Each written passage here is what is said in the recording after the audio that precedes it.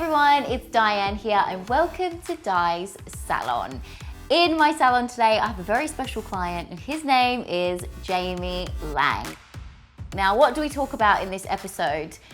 I think it's more of a question as what don't we talk about in this episode? Jamie Laing can talk for days and I've really made the most of that. So we have chatted about so many different topics, obviously about his hair, about anxiety, about, gosh, you name it, we've talked about it. So you guys don't want to miss this one.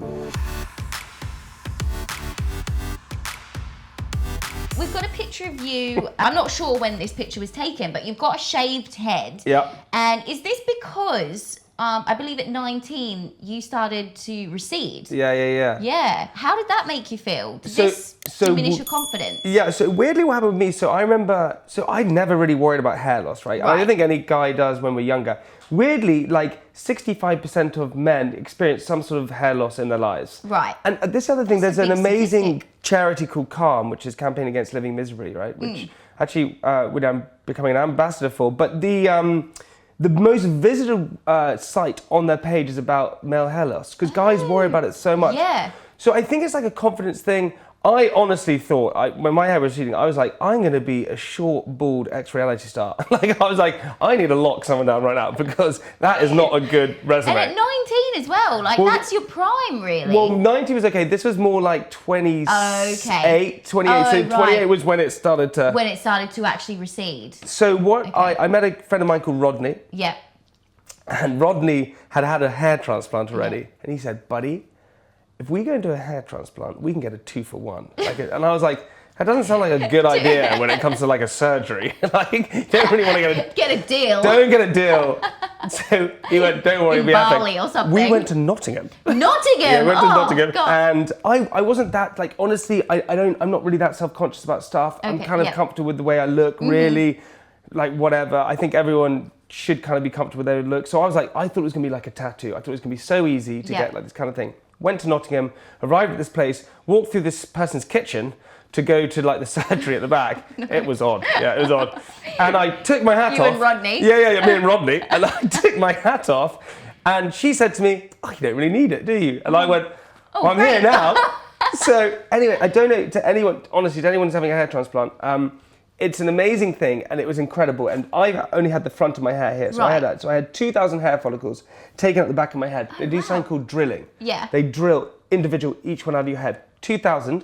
They then put it in a petri dish next to you. They then turn you over and they stab 2,000 holes into the front of your head where you want it. And they put them into your head. It's the most individual strand? It's the most horrific thing I've ever done. Whoa. It's the most horrific thing I've ever done. It's worse than a nose job. It's worse than anything. It is so much trauma to your head. Yeah. It was horrendous. And I was like, this is a nightmare. I was like, this is awful. And I said, well, how long is it going to be like that for? And she said, well, 2 weeks. Then you have to lie on your front for 2 weeks. And every 2 hours you have to spray your head with salt water.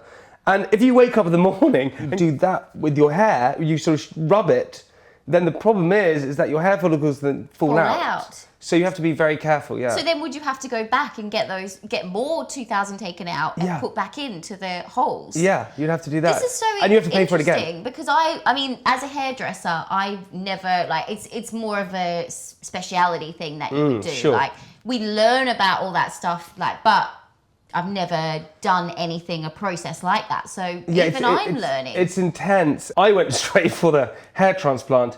And boy, it is full on. It's full on process. It is so full on. It's like 6 months until it actually starts working. You've got a red bit around your hair. And the worst thing about this is the reason why I talked about it on Made in Chelsea when I did it.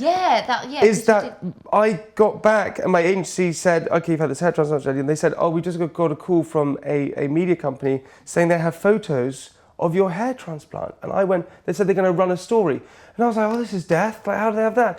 So I then spoke about it Made in Chelsea to prevent it. Yeah. It was my friend Rodney playing a joke. Oh, no, Rodney! So Rodney had phoned up my agency. Never trust a guy called Rodney. Rodney had phoned up my agency and done it as a joke. So then I told everyone. Oh, no. And I wanted to keep it a secret. So you were going to keep it a secret then? Yes, yeah, you obviously. weren't going to tell anyone that you were going through I'd this go process. to the grave with it. Are you mad? But I mean, because you did speak up about it, did you have a lot of people reach out to you? I still do to this day. You still do now? Yeah, and also I'm one of those people, if you want to do something to make yourself feel better, and I didn't typically want to make myself better, but actually it's one of the best things I've done now. Yeah. Do it. I've only had a bit of the front of my head, right? Yeah. So I only had that. That never falls out. Problem is my hair can still recede backwards. If it recedes backwards, I'm just left with like a tuft of hair at the front of my head. Oh, because that's strong and I'll look like not going anywhere. Weird unicorn. And you have to go and I'm gonna make a that horn. bit done. That could be a new style, Jamie. I'm all for that. Thanks very much.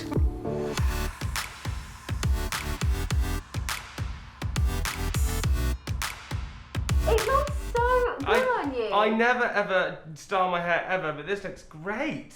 So, but get that blow dryer out, and then you probably what do you use? Nothing. I never use anything. Nothing. Ever. So, a tiny bit of spray, like not much, but just like the tiniest bit, because spray's quite light. So anything, I think, with your hair, anything too heavy, yeah, it wouldn't work. Will just look too. Oh my god. Do you do your own hair? Do you dye your own hair? I do. What? Yeah. I might not be allowed outside because there'll be a stampede of people after There'll me. be a stampede. There'll be a stampede. Does anyone have a stick that I can hit them with? Yeah, you like that? Success in the salon. Way! BBC Sounds. Music, radio, podcasts.